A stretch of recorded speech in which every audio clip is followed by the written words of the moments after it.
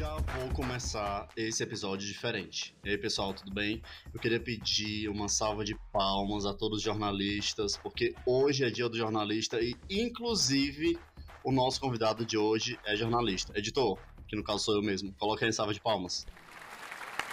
Renato AB, vem pra cá.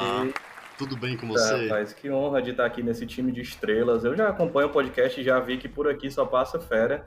Estou aqui timidamente, humildemente, dando minha colaboração e agradecendo o convite e agradecendo também pelas felicitações pelo Dia do Jornalista. A gente sofre nessa profissão, mas a gente é muito feliz fazendo isso. Sim, profissão extremamente importante, ainda mais nesse período turbulento que a gente está vivendo, né? Se não fosse pela profissão, a gente estaria talvez um período muito mais complicado, sem sombra de dúvida. Se é que é possível, né? Mas sempre é possível ficar pior as coisas. Infelizmente sempre é, mas de fato, realmente a gente tem assumido um protagonismo muito grande nesse momento de pandemia. E que bom que um reconhecimento também eu sinto que está maior. Eu sinto que essa sua fala se replica em muita gente que tem reconhecido isso. Sim, massa, né? Então, parabéns de verdade. Então, a gente é meio que primo de profissão, né? Sim. Publicitar, a gente tá ali na mesma área e tal. Então, parabéns de verdade. Eu trabalhei muito próximo de jornalista, a gente já trabalhou no mesmo grupo de comunicação, né? Então, sei como é difícil. Tenho muitos amigos jornalistas, então sei o quanto é um trabalho árduo, mas igualmente prazeroso. Então, parabéns do Obrigado, fundo do meu obrigado. coração. Algumas pessoas me perguntaram se é difícil e caro fazer podcast, e sempre falo que não. Você precisa de uma ideia bacana, um computador, um microfone e um distribuidor que vai fazer com que seu programa fique em várias plataformas como Spotify, Apple Podcasts e vários agregadores de podcasts. Eu uso o Anchor como distribuidor, já que é intuitivo, robusto e o melhor de tudo, de graça. Ele ainda te ajuda na gravação e edição do áudio, é bem prático, rápido e ainda faz com que você ganhe dinheiro com podcast. É isso mesmo, ele te paga para usar. Perfeito, né? Baixe o aplicativo do Anchor gratuitamente ou acesse anchor.fm e comece hoje mesmo. Então é isso, pessoal. Se você quiser saber mais informações, você também pode acessar o desculpapodcast.com.br. Porque no site você vai ter acesso a todos os links que o Renato citar aqui no episódio. Você também vai saber quais plataformas você consegue ouvir caso você esteja ouvindo agora em algum lugar que você não curta. Então no site você vai ver todas as plataformas disponíveis. Você também vai ter acesso às redes sociais, deixar alguma mensagem, enfim. Aproveita lá porque no site tá bonitinho. Ele foi feito assim com muito carinho pra gente poder ficar mais próximo, tá bom? Desculpapodcast.com.br. Renato, agora sim, fala pro pessoal quem é você, o que você faz uma apresentação, porque a gente sabe que já sabe que você é jornalista, mas é muito mais do que isso, né? Então fala um pouquinho pro pessoal. Pronto. Eu sou jornalista de formação, me graduei em 2014 na Universidade Federal do Ceará. Só que a comunicação, na minha história, antes mesmo da graduação, antes mesmo de um olhar universitário, já esteve presente. Desde sempre eu curti escrever, eu sempre me comuniquei através da escrita, então eu fui aquela criança da comunidade do Orkut, aquela criança moderadora da comunidade do Orkut, eu fui aquela criança do blog, eu fui a criança que escrevia livros em casa, então comunicar sempre foi realmente o meu norte. E aí sou jornalista de formação, minha pós-graduação é em artes cênicas, que é uma outra área que eu atuo, que é a área da dramaturgia. Então, além da escrita jornalística, eu passeio pela escrita ficcional por meio da dramaturgia e do roteiro, que também é uma outra paixão minha, que é o audiovisual. Trabalho com esses vetores todos misturados, então, dentro do jornalismo, me especializei no jornalismo cultural, que é a área que eu trabalho até hoje, com indas e vindas, porque é um romance, essa minha relação com o jornalismo também é um romance de novela, assim, é aquela coisa que tem idas e vindas em momentos de pausa e vai e volta, mas sempre juntos. Então, ingressei na universidade em 2010, então estou há 11 anos nessa relação de amor, especialmente de amor, mas também de alguns estranhamentos com o jornalismo. E dentro disso eu trabalho com o jornalismo cultural. Atualmente eu trabalho como editor-chefe do Caderno Vida e Arte, que é uma plataforma de cultura do Grupo de Comunicação Povo, aqui em Fortaleza, no Ceará. E aí, na minha trajetória, já passei por muitos lugares. Recentemente, em 2000, eu tinha saído desse grupo de comunicação no ano passado, passei um tempo fora, estava em busca de outras histórias, e aí trabalhei durante 5 meses na Secretaria de Saúde Foi uma loucura isso, um ponto super fora da curva dentro da minha trajetória. E aí trabalhei com jornalismo de saúde no ano passado, no meio de uma pandemia. Fui muito feliz fazendo isso, mas aí surgiu o convite para assumir esse cargo no Jornal o Povo e eu retomei ao grupo de comunicação que eu trabalho desde 2012. É mais ou menos por aí. Massa, como você falou, vai ser uma conversa cheia de nuances e você falou já sobre uma coisa que eu sei que você ama, que faz parte da sua vida, que é novela, né? Isso, eu sabia que esse momento chegaria, David Varela. Eu sabia que esse momento chegaria. Vamos falar também. Sim, esse momento é seu. Vamos falar de novela, sim. Só que assim, você começou falando que desde a sua infância você tem essa relação com comunicação bem forte, né? Qual a primeira lembrança de infância que você tem? Eu tenho uma péssima memória, mas ela é seletiva. Tem coisas que eu lembro muito bem. E aí, uma história da infância que tem a ver com o que eu faço até hoje é que virou uma grande piada lá em casa, porque eu queria forçar todo mundo desde criança. Isso eu tinha 3 anos, essa história que eu estou contando aqui. Aos 3 anos eu queria forçar a minha casa inteira a ouvir minhas histórias. Meu pai, e isso é piada até hoje, meu irmão brinca com isso até hoje. Meu pai, ele ficava incentivando e fingindo que estava entendendo o que eu estava contando. E aquilo me forçava a contar uma história. Então eu deitava meu pai na sala de casa, no chão, meu pai adora deitar no chão até hoje, ele deitava no chão, sentava lá dele e começava a contar, só que eu não tinha história, então eu ficava olhando para tudo que eu via na sala e ia contando. Pai, era uma vez uma televisão, pai, e aí tinha um passarinho na gaiola, e aí o passarinho almoçava, e aí eu contava, eu ia narrando o que tinha dentro de casa, meu pai criava passarinhos na época. E aí eu ficava contando as histórias e aí meu irmão detestava. Tinha um bordão que era assim: o Renato é cheio de história, é só história ruim que não acaba nunca. O meu irmão Ricardo, ele fala isso até hoje, ele preza com isso. Ele, menino de história ruim que não acaba nunca, tu tá aí até hoje nessa história de narrar. E foi. Só que esse incentivo, que era uma piada, eu comecei a levar isso muito a sério. Então, quando eu tinha 6 anos, eu aprendi a escrever. E quando eu tinha 6 anos, eu escrevi meu primeiro livro, que foi o livro da Foca Lala, As Aventuras de Foca Lala, que era uma foca, olha a loucura, a criança doida. Era uma foca, eu ganhei um caderno no colégio, esses cadernos baratinhos assim, capa mole, fuleiragem, como a gente chama aqui no Ceará, e aí tinha lá um desenho de uma foca e tinha lá a marca do caderno que era Lala. Então, na minha cabeça, eu juntei aquilo ali e criei, transformei o caderno no meu primeiro livro. E aí, menina, eu reuni os parentes na sala de casa, abria a história da Foca Lala e começava a contar a história. E aí teve o Foca Lala 2, que foi quando eu peguei outro caderno e continuei a história da Bendita da Foca no outro caderno. Virou uma Virou uma franquia. franquia, meu Deus, eu deveria ter publicado. A J.K. Rowling, assim, lá era para eu ter sido a J.K. do Ceará. E aí, Pois é, olha aqui, Netflix. e aí continuei escrevendo essa Foca Lala, menina, e aí desde então eu me apeguei com essa história de contar a história. E não parei mais. Então toda a minha formação escolar, ela é atravessada por isso. Só que dentro disso também tem uma tragédia nessa história de contar histórias. É quando eu tinha, e aí sim, isso é muito triste, porque realmente eu poderia ter monetizado esse livro, poderia ter sido uma outra história dentro da minha história. Quando eu tinha 14 anos, eu passei um ano escrevendo um livro. Era um livro infanto-juvenil, obviamente. Uma vibes, eu já tinha lido Harry Potter, então era uma vibe meio fantástica. E aí chamava Déjà Vu esse livro. E aí eu escrevi esse livro um tempão, o primeiro computador, acho que a gente teve lá na minha casa. E aí o computador deu um problema, eu não tinha feito backup, o computador foi para o concerto, voltou sem a pasta Déjà Vu. Voltou com a pasta das fotos do Orkut, tudo que era relevante voltou. Mas não voltou a pasta com o meu livro. E aí eu até brinco com a minha mãe que esse livro vai ser publicado daqui um dia em algum lugar. Porque o cara não deu conta de achar, o técnico não deu conta de achar esse livro e eu simplesmente perdi o livro inteiro. Eu passei uma noite chorando e eu prometi que nunca mais eu ia escrever depois desse trauma. E aí, obviamente, isso mudou alguns anos depois, mas eu passei um tempinho sem escrever nada, porque foi traumática essa história de perder um livro inteiro. Eu te juro, tinha 21 capítulos. Então, eu Nossa, gastei muito tempo fazendo a história tal do déjà vu e o livro já era, se perdeu na imensidão da vida. Mas no limbo da vida. da vida. Mas é isso, assim, essa história de contar. Então, minha escola, toda a minha vida na escola foi através disso. E eu era uma criança um pouco diferente na escola, porque eu não tinha nenhum estereótipo muito bem definido. Ao mesmo tempo que eu era tímido e nerd, eu gostava de esportes, então eu escapava um pouco por isso. Eu sofria muito bullying, mas ao mesmo tempo, à época, eu conseguia minhas paquerinhas e aí já tinha ali uma vida amorosa na quinta série, então toda a minha vida ela foi meio tumultuada. Dentro de tudo isso, algo que se destacou foi a possibilidade de escrever. Isso me dava um destaque na escola. As pessoas me viam diferente por isso. Então eu escrevia peça do colégio, peça de teatro do colégio eu que escrevia. E isso me dava um lugar dentro dessa coisa tão doida que todo mundo vive, que é essa história da vida escolar. E o meu lugar dentro da escola sempre foi através da escrita. E isso se perpetuou durante toda a trajetória.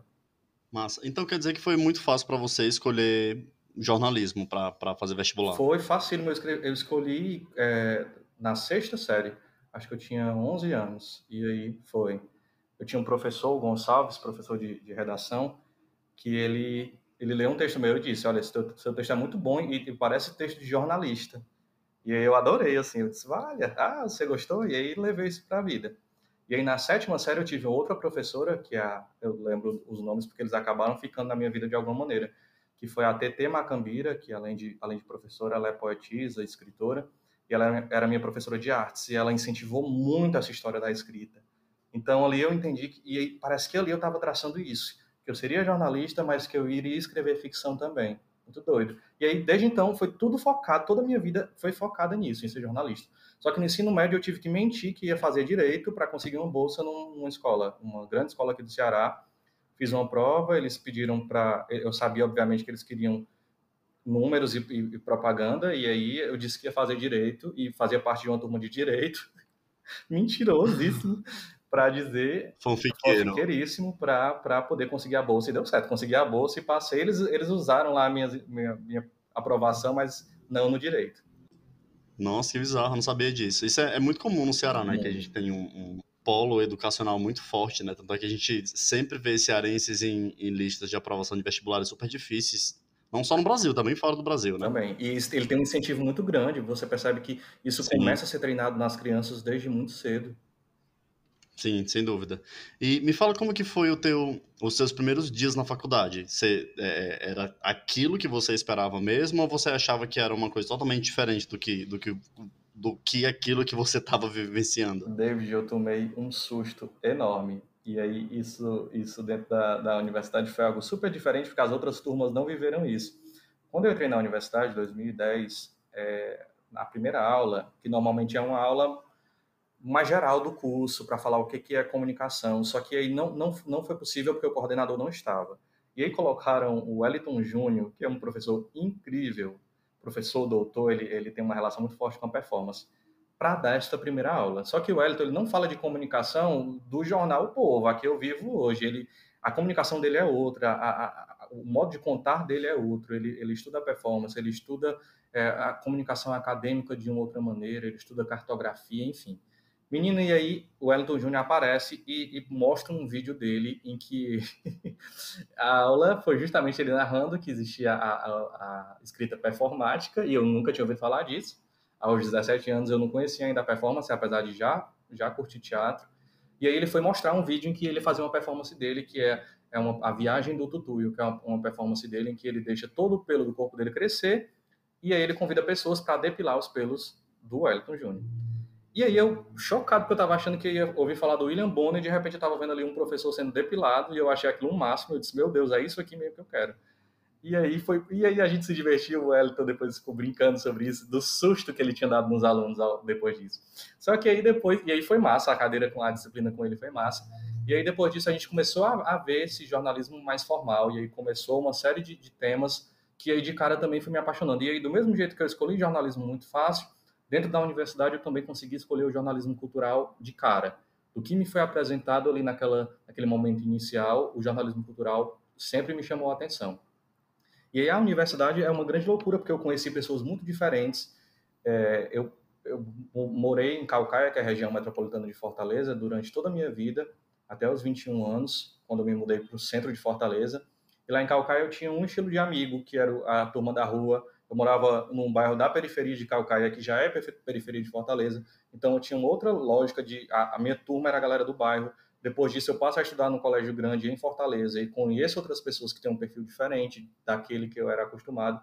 Só que quando eu chego na universidade, eu descubro toda uma multiplicidade de gente com histórias bem diferentes de vida. E aquilo ali começou a me dar gás para realmente refletir isso no jornalismo que eu acredito.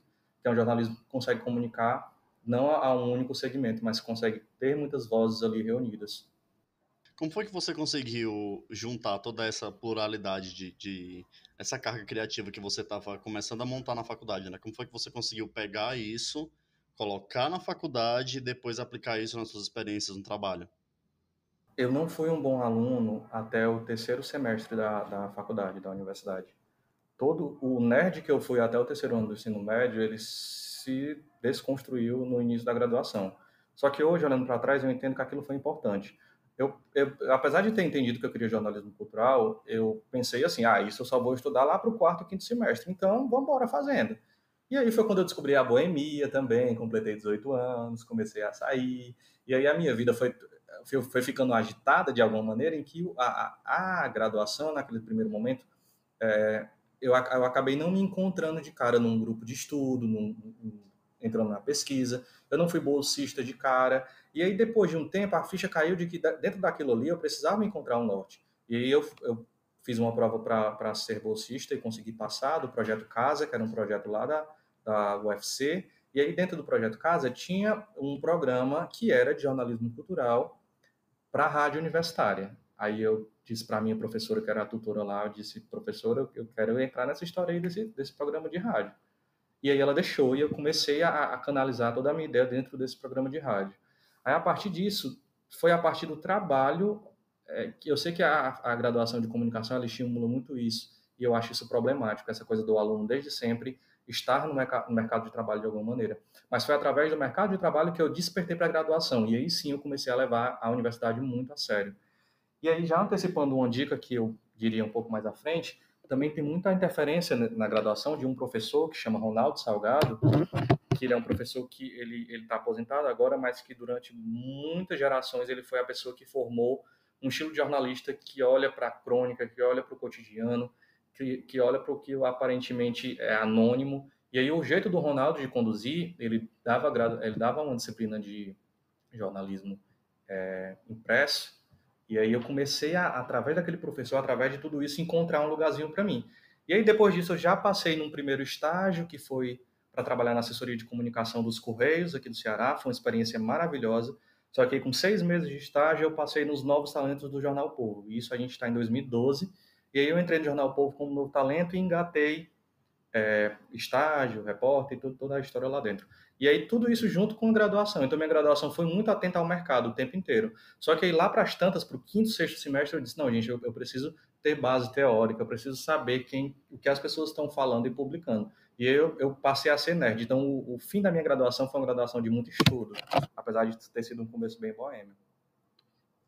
Como que foi para você conseguir conciliar o teu estudo e o teu trabalho? Porque você, acho que no último semestre da faculdade, quando você precisa fazer TCC, você já estava trabalhando, né? Tava E é muito difícil, né, demais. conciliar tudo. Como que foi isso para você? Nossa, foi muito complicado, porque lá no Jornal Povo eles me contrataram um semestre antes da minha graduação, da minha colação de grau. Porque apareceu a vaga, eles ofereceram, eu não ia perder. E aí foi péssimo, porque o meu último semestre eu tinha planejado fazer um livro-reportagem como um TCC, eu iria fazer um livro-reportagem, e esse livro eu ainda vou fazer. Eu até dizendo aqui no seu podcast para afirmar na minha própria cabeça de que eu preciso voltar a esse projeto, para narrar a história dos alcoólicos anônimos, do AA. Eu tinha esse interesse sobre o AA, de entender o que acontecia ali, e aí eu comecei uma pesquisa para fazer um livro-reportagem sobre o AA, cruzando vício, estigma, vários temas sobre isso. Só que no último semestre eu não conseguia ter tempo de trabalhar já como profissional e de fazer o livro-reportagem. Então, junto com o Ronaldo Salgado, esse professor que eu falei há pouco, que foi o meu orientador, ele me puxou para a realidade e disse, olha, é melhor você fazer uma monografia mais caretinha, dentro dos moldes, algo que você possa fazer em casa nos seus horários livres, porque senão não vai rolar essa história. E aí eu abri mão do meu livro-reportagem para fazer, mas eu amo minha monografia, fazer uma monografia sobre a seção Tempo das Delicadezas, muito a partir dos textos da Ana Meire Cavalcante, que é uma jornalista aqui do Ceará. E aí foi isso, assim, foi muito difícil. E eu tive alguns professores que, sabendo disso, eu entendo o cuidado deles com os alunos. Ele não tolerava que eu chegasse atrasado. Teve um lá pelo sexto, sétimo semestre que virou uma perseguição mesmo. Eu não podia me atrasar, que ele reclamava, que ele falava mal dessa história de trabalhar. Ele não curtia isso. E aí eu quase reprovei essa cadeira, mas aí deu tudo certo, eu consegui me formar sem reprovar nenhuma cadeira, mas foi difícil, não foi fácil não. E que pena que isso é tão recorrente no mercado da comunicação. Sim, já é muito difícil para a gente poder escolher o nosso futuro, né? Escolher a nossa profissão quando a gente está no ensino médio, e depois a gente precisar conciliar isso, quando a gente começa a se acostumar com essa ideia, precisa conciliar o trabalho com faculdade, e depois conciliar o TCC, que é uma carga, sei lá, 3 vezes mais do que o que a gente está acostumado na faculdade, né? Conciliar isso com o trabalho Muito é difícil. bizarro. Publicidade é bem assim Eu- também, né? Publicidade tem muito Nossa, disso. total. Total. O primeiro diretor, o diretor da primeira agência que eu trabalhei, ele uma vez falou para mim, David, a sua carreira só começa depois que você se formar. Então, assim, quando você começa a fazer TCC, me avise porque a sua prioridade é TCC. Tem uma coisa aqui muito grande para fazer, você faça isso depois, mas eu preciso que você termine primeiro o seu TCC. Isso eu sei que foi um privilégio que eu tive, Raro. não, Que bom, que bom. não, raríssimo. Não concluí minha faculdade nessa agência, mas aí foi um momento assim super importante para mim. Renato, como que foi para você depois que você se formou? Alguma coisa mudou na sua vida? Você foi para o trabalho, foi a mesma coisa? Conta para o pessoal como que funciona isso. Mudou porque eu sinto que eu comecei a me cobrar muito mais. E aí essa coisa de se ver profissional num mercado tão competitivo me forçou a entender o que eu teria de diferencial. E aí, dentro desse segmento, voltando um pouquinho na história, eu escolho jornalismo, depois escolho jornalismo cultural, e dentro do jornalismo cultural eu me vi, enquanto profissional, pensando para onde eu ia caminhar. Eu tinha muito essa cobrança de, dentro do jornalismo cultural, escolher um caminho, e eu via que a literatura não era o meu caminho. Gosto, obviamente, dessa linguagem, mas eu percebi que não era a minha linguagem. E eu tinha muito essa coisa do cânone do jornalismo cultural, que é do clássico, que gosta da literatura clássica, que quer esse clássico no seu caminho, e eu não me via naquele lugar. E aí eu comecei a me sentir muito perdido. Então, no começo da minha carreira já como profissional, eu passei alguns perrengues. Em dado momento, eu achei que dentro dessa especialidade do jornalismo cultural, eu iria me encontrar nas artes visuais, só que eu não tinha bagagem alguma de artes visuais. Então, passei muita vergonha. Eu fui cobrir uma galeria de arte, chegando lá, o artista que não tinha um pingo de paciência começou a citar um monte de obras do Hélio Oiticica dos anos 1970, só que eu não conhecia o Hélio Oiticica e muito menos sabia alguma obra dele da década de 70. E aí eu comecei a passar uma vergonha dentro daquela história das artes visuais, e aí eu fui me entendendo até que eu caiu a ficha de que o teatro tinha me conduzido até aqui na minha vida de uma maneira paralela. E aí eu abracei a arte cênica como o meu espaço dentro do jornalismo cultural. E aí a coisa começou a fluir muito bem na minha cabeça. A pressão diminuiu. E aí eu tinha um editor à época, o Felipe Araújo, que ele entendeu também que eu conseguia cobrir política pública, então ele começou a me jogar para cobrir política pública. Então dava confusão de cachê da Secretaria da Cultura não pagando os artistas lá, e aí eu cobri. E aí nisso eu me meti em muita confusão. Tá rolando alguma licitação obscura envolvendo algum equipamento cultural? Vai lá cobrir. E aí lá fui eu cobrir isso. E aí nisso eu comecei a me jogar realmente nisso. E aí chegou um momento em que o editor sempre falava, você é o coringa daqui, então você vai para o que for dando certo. E aí eu comecei a conduzir a minha carreira dessa maneira, sabendo que eu queria um caminho, eu sabia que eu sei que eu gosto de jornalismo cultural, eu sei que eu gosto das artes cênicas, mas eu nunca me fechei a um único caminho. E aí isso foi muito bom, tem sido muito bom, porque deu certo, eu consegui trabalhar, por exemplo, no ano passado no jornalismo de saúde e fui feliz nisso. Eu passei um tempo trabalhando no núcleo de imagem dentro do jornal e lá eu fazia de um tudo, todas as editorias do jornal, política, economia, esportes, tudo isso acabou passando. Então, aquele início profissional, eu tive bons editores que também me empurraram para isso. Silvia Bessa, que é outra jornalista cearense, fantástica, que começou a me impulsionar, começou a colocar pilha. E a cidade de Fortaleza, por mais que o eixo Rio-São Paulo não entenda que aqui ferve de cultura, às vezes a gente ainda tem aquela visão muito fechada daquela cultura tradicional, a cultura popular, o Nordeste é cordel, o Nordeste é literatura patativa, também, mas não é só isso. E aí tem muita gente produzindo arte aqui no Ceará, e aquilo começou a me mobilizar. E tem uma classe artística que é carentíssima de grana, para poder fazer o próprio trabalho, mas que é atrevidíssimo. Então, lá foi os artistas ocuparam a sede da Secretaria da Cultura. Eu me meti com esses artistas para fazer matéria ali dentro. Apareceu no meu primeiro ano de jornalista, apareceu uma matéria para fazer dentro do presídio. E aí lá fui eu, 3 dias seguidos para os presídios, para falar sobre leitura dentro do cárcere, que aí saiu uma série de reportagens chamada Leituras do Cárcere. E foi finalista de prêmio, mas acabei não ganhando, mas aí sou muito feliz pelo projeto. E aí dentro dessa história do cárcere eu comecei a conviver com presidiários que na verdade eu comecei a frequentar as bibliotecas dos presídios. E aí lá eu comecei a conhecer gente muito diferente. Eu acho que tudo isso foi me impulsionando, eu fui ganhando confiança e aí o mercado foi me empurrando para frente. Fala pra mim como que é a vida de jornalista na prática, assim. Imagine que você é porque tem vários processos, né? Mas imagine que você vai ser convocado para fazer uma matéria sobre um novo espetáculo teatral das travestidas em Vixe, Fortaleza. fiz muita, Qual que é o processo? Como é que funciona isso? mas normalmente a gente recebe o jornalista de redação, ele acaba sendo bombardeado o tempo inteiro por release, por pedidos, por notas. O e-mail institucional, ele acaba sendo essa porta para a chegada de muita coisa. Então, chega muita coisa. Então, o tempo inteiro a gente está ali sendo convocado a falar, a escrever sobre os mais variados temas. Eu sempre tive uma relação muito conflituosa com o release, porque o release, para quem não sabe, é a divulgação, é o outro lado da moeda tentando vender a pauta para o jornalista. Então, eu sou Denis Lacerda, que esteve aqui neste podcast, que eu ouvi maravilhoso. Ele contou a história da El Que Maravilha. Eu quero só fazer um parênteses de que eu estava neste aniversário de Denis Lacerda com El Que Maravilha, lá na Music Box depois do Forable, Festival de Cinema LGBT, teve essa festa, e é verdade, Denis Lacerda não mentiu aqui, só para registrar. E aí A eles garantia, o Renato tá tô carimbando que carimbando a sim, verdade, que existiu é o que isso. Maravilha comemorou 69, a sua idade de 69 com Denis Lacerda. E aí a gente recebe esse release, já fiz muita matéria com os meninos. A gente recebe o release, mas eu tento trabalhar, eu tento um pouco ir além desse release, do que a gente recebe de formação pronta. Então eu gosto muito de me meter em sala de ensaio do povo, e isso já deu confusão porque tem gente que não gosta. Eu gosto muito de entrevistar os artistas no meio da pesquisa, porque a gente pensa a matéria sempre a partir de fatos prontos, mas eu acredito muito mais na matéria do processo. A matéria da estreia de uma peça pode ser massa, mas a matéria de um processo para a construção da peça pode trazer elementos inimagináveis. E aí, nisso, alguns grupos da cidade começaram a entender esse meu perfil, começaram a me chamar.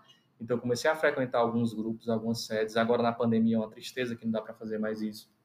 Mas aí eu comecei a acompanhar o processo. Então, dentro de uma redação de jornal, é isso.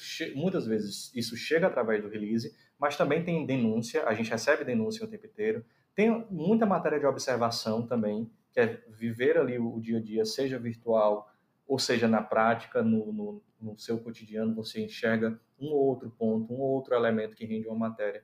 E aí acaba que minha construção jornalística acaba sendo muito assim, nesse contato do que eu vejo, sei lá, tô vendo a novela, para falar de novela, e aí eu vejo que estão debatendo um tema na novela. Eu disse, menino, eu acho que esse tema da novela, violência doméstica, agora na reta final, de amor de mãe, pode ser uma pauta de jornal. Ou então, Big Brother Brasil vai começar. Menino, a gente já falou de BBB de tantas formas, como é que a gente fala do BBB 21? Esse ano a gente foi fazer um dossiê do BBB através de profissionais analisando como se construiu um programa daquele. Então, a gente foi ouvir psicanalista para falar de BBB, a gente foi ouvir um profissional do marketing para falar de como essa relação com as marcas se estabelece dentro do programa. A gente foi ouvir um profissional da comunicação para saber que comunicação é essa que o Thiago Leifert faz. Então a pauta está ali, o mundo está aí fluindo e a gente tenta puxar ganchos em torno disso. E tem sempre essa vontade também de dar o furo, de apresentar algo novo, de chegar com algo novo. Tem uma história que eu sempre conto quando eu brinco, quando eu falo para alunos das universidades ou algum papo assim sobre carreira, é que lá no Videarte eu ficava escavucando, isso lá para 2015, quem é que estava acontecendo, porque eu queria ser a primeira pessoa a falar de alguém. E nisso, a primeira capa, por exemplo, para dar um exemplo, a primeira capa da Pablo Vittar de jornal da vida dela foi no jornal Vida e Arte do Povo em Fortaleza, e ela postou sobre isso já. Ela postou a capinha lá, ela não tinha nem disco, Pablo Vittar era só um delírio da internet. E aí eu ouvi uma música dela, uma versão, não era nem música autoral, era a versão, e a gente correu para falar dessa drag. E aí, do mesmo jeito, Linda Quebrada, lá atrás apareceu no caderno Vida e Arte. E uma série de outros artistas, o próprio Getúlio Abelha, que é daqui do Ceará, muito do início da carreira dele foi também no Vida e Arte. Então, é uma grande loucura entre assimilar o que está acontecendo e prever também quem está chegando e quem está prestes a acontecer. Massa. É legal que você fala sobre jornalismo sempre com um amor muito grande, né? E você falou um pouco mais para trás que tem muitos amores, é uma relação de muitos amores e algumas indelicadezas, algumas coisinhas chatinhas que acontecem, né? Sei demais. Quais são os desprazeres de ser jornalista? Olha, eu vou começar com um, que é a minha grande questão, que eu já tratei em terapia. Eu não me acostumo com o plantão. Ser jornalista de redação está intimamente ligado a trabalhar dando plantão. O plantão o jornal vai descer, descer que a gente chama o jornal vai ser publicado todos os dias. O jornal, no caso, o jornal O Povo, que é impresso. Então, todo dia tem jornal. Então, todo dia tem que ter jornalista trabalhando. Então, num mês, tem mês que eu trabalho dois fins de semana daquele mês. E isso sempre foi algo muito custoso. Eu não consigo me acostumar com essa rotina do trabalho no fim de semana até hoje. Lá se vão, ano que vem eu vou completar 10 anos de redação e eu ainda reclamo de plantão. Porque eu tenho uma, sei lá, eu acho que essa coisa eu levo muito, o que para muita gente é lazer, é entretenimento, eu levo muito a sério, sempre levei. Então eu sempre fui a pessoa que assiste muitos filmes, eu sempre fui a pessoa que lê muitos livros, que vê muita novela, que vê muita besteira no YouTube. E aí quando eu me vejo impossibilitado disso, às vezes é difícil. Então, o jornalismo de redação, ele pede um movimento full time, que é muito difícil. Eu tento mediar isso, assim, acredito que hoje com a maturidade que eu fui ganhando ao longo dos anos, eu acho que eu consigo equilibrar isso melhor. Mas lá atrás eu já quis muito sair do jornalismo de redação por conta do plantão, porque eu não queria trabalhar, não conseguia produzir bem no fim de semana, a coisa não fluía bem em horários. E plantão, estou falando de fim de semana, mas tem plantão dos mais diversos. Já virei madrugada.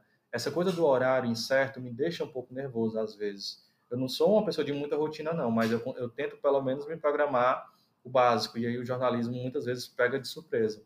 Então, já cobri eleições, por exemplo, que eu precisei de última hora ir para Sobral, que é uma cidade do interior, e passei 3 dias lá. Então, eu descobri 3 horas antes que eu ia para Sobral e que eu ia passar 3 dias em Sobral.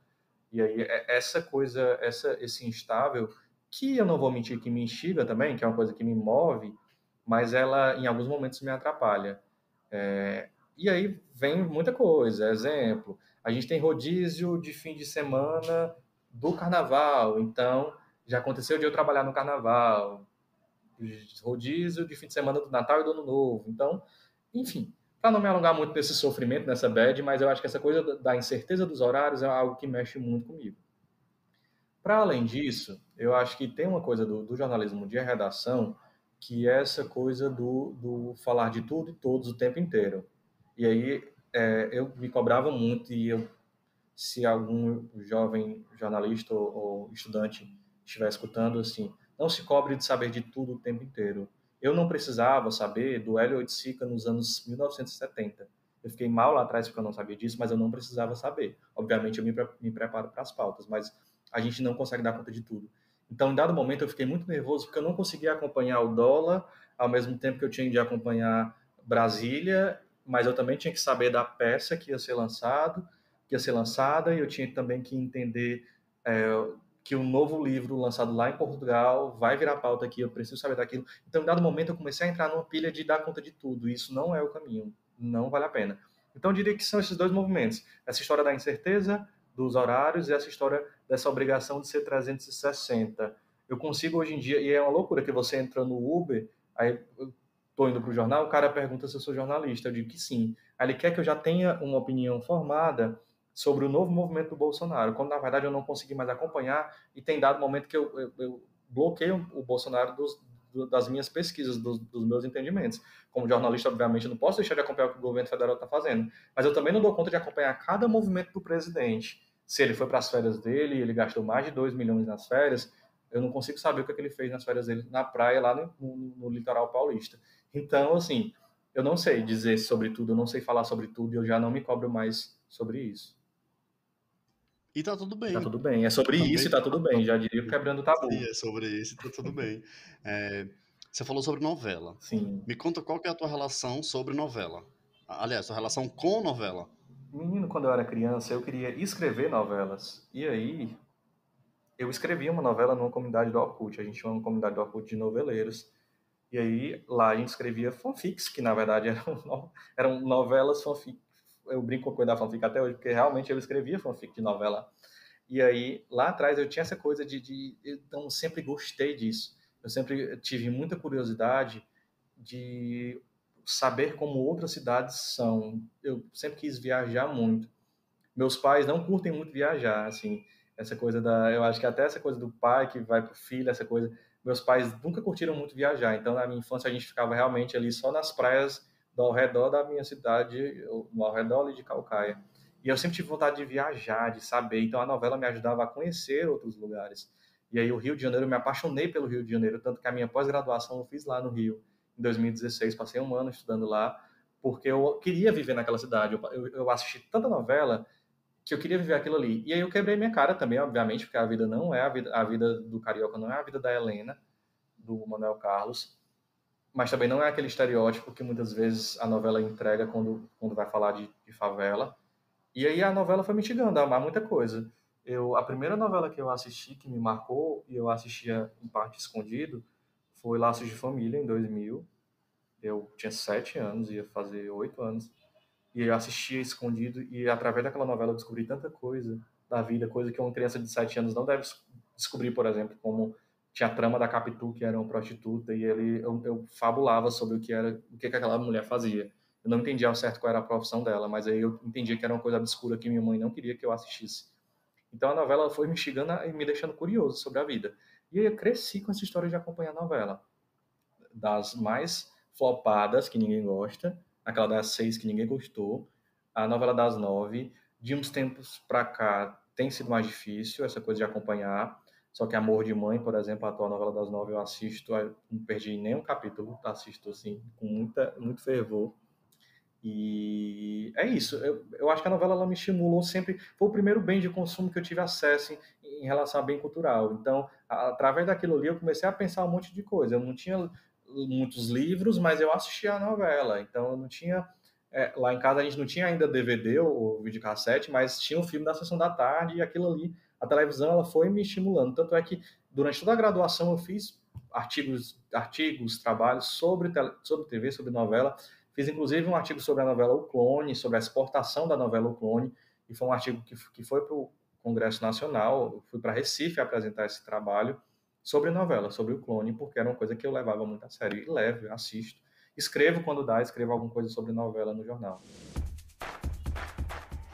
Aproveita essa energia que você tá falando sobre esse lance que você ama tanto que é a novela e dá alguma dica, você já deu várias dicas aqui, claro, né? Mas dá alguma dica para quem tá ouvindo a gente que entrou agora na faculdade, que acha que a faculdade vai ser uma coisa, você já falou que, amigo, vai ser diferente, entenda isso.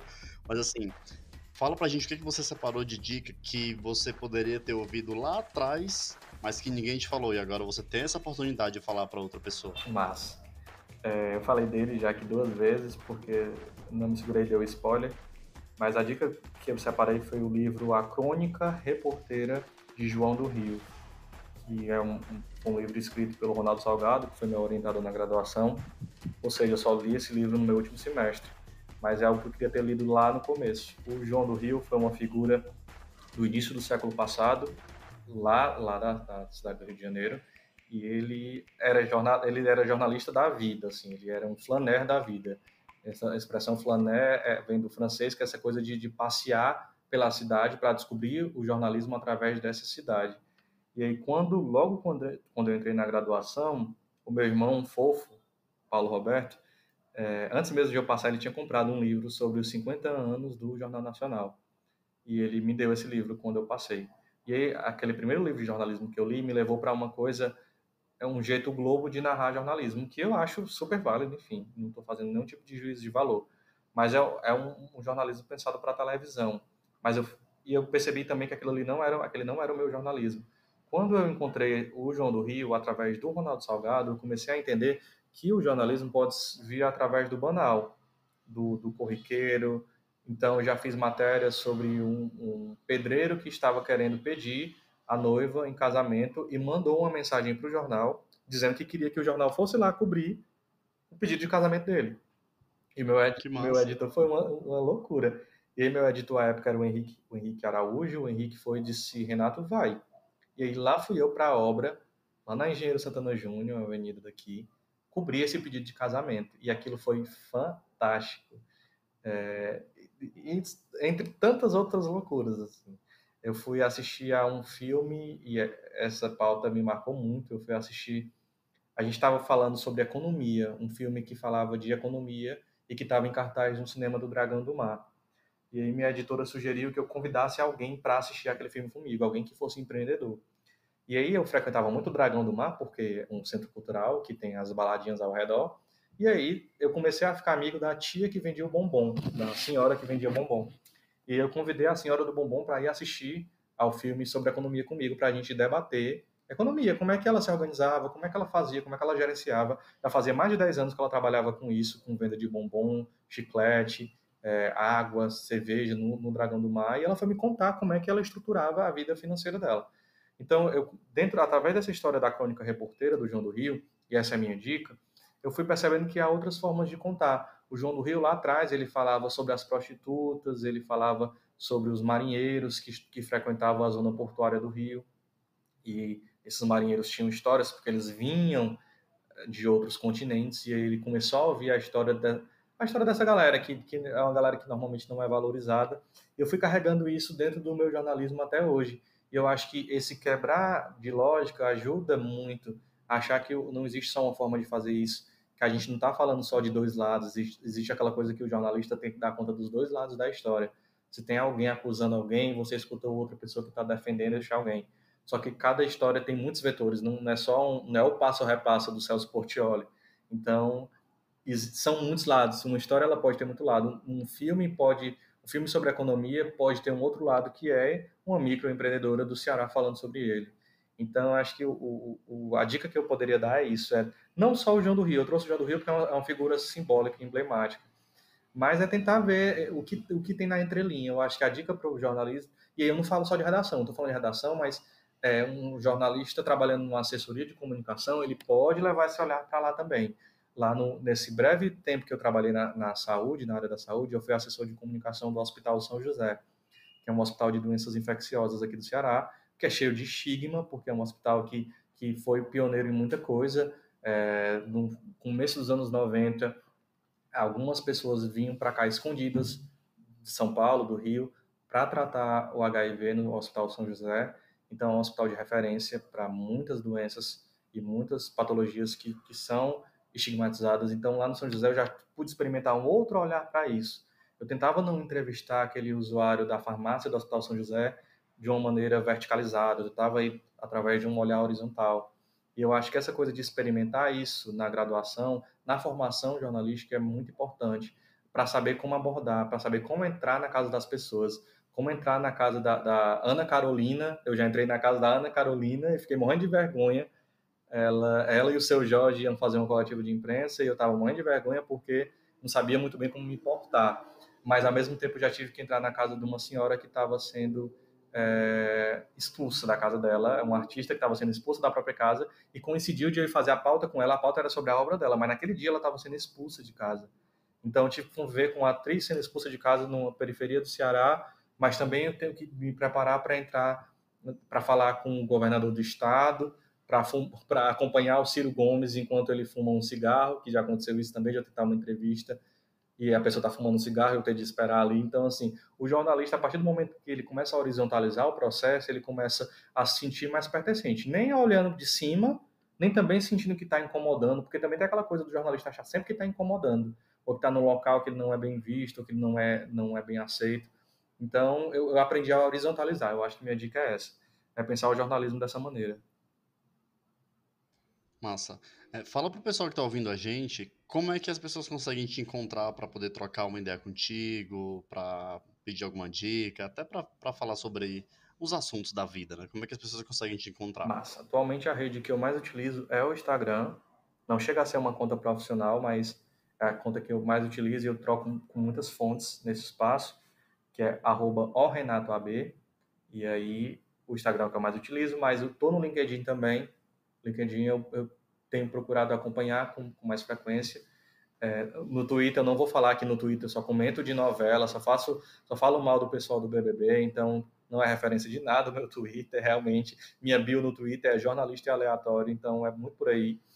Mas é isso, acho que... E aí na plataforma Vida e Arte, né? Eu trabalho atualmente no Caderno Vida e Arte, e aí a gente tem o Instagram do Vida e Arte, que é onde eu estou o tempo inteiro ali acompanhando. Tem um caderno impresso do Vida e Arte, tem obviamente, o digital, que é a plataforma, o Vida e Arte acontecendo também no portal do Povo Online. Então, estou misturado aí nesses espaços todos, mas o Instagram é uma boa porta de entrada. Show. A gente está se aproximando do final. Você que está ouvindo, não precisa se preocupar que eu vou deixar todos os links que o Renato citou aqui no episódio ou na descrição lá no site, como eu falei lá no começo. Então você acessa desculpapodcast.com.br e lá no post do Renato vai estar tudo direitinho, beleza? Renato, eu queria mais uma vez agradecer você pelo tempo que você dedicou, por ter compartilhado a tua história com a gente, que foi uma coisa muito massa e tal. Então, muitíssimo obrigado. Eu que agradeço, meu querido. Eu já acompanhava o podcast e eu acho muito massa a maneira que você conduz. Essa história de perguntar da infância de alguém é algo muito novo. As pessoas não estão muito interessadas na infância de alguém, que levou a pessoa até lá. E eu acho massa que você pergunta isso para todo mundo. Tem um interesse que você tem sobre a formação, que não é só a formação da graduação. É o que a pessoa fazia no colégio e como aquilo mobilizou. Então, foi um prazer lembrar. Eu acabei fugindo um pouco aqui do que eu tinha pensado falar. Eu tinha lhe avisado que eu era um bom e autêntico fanfiqueiro, mas, mas foi massa repensar, viver outros momentos, pensar em carreira com esse olhar tão subjetivo que você propõe aqui no seu espaço. Parabéns pelo podcast. Massa, obrigado. É uma honra ouvir isso de um jornalista, de verdade. Ainda mais hoje, nessa data tão significativa. Olha aí, será que você tem um caminho também no jornalismo? Será, David Varela? Acho que sim, hein? Depois eu te conto umas histórias, depois. Maravilha, obrigadão. Então é isso, para você que tá ouvindo, até o próximo episódio. Tchau, tchau. Tchau, Renato. Tchau, um abraço. Este podcast faz parte do movimento LGBT Podcasters. Conheça outros podcasts através da hashtag LGBT Podcasters ou do site www.lgbtpodcasters.com.br.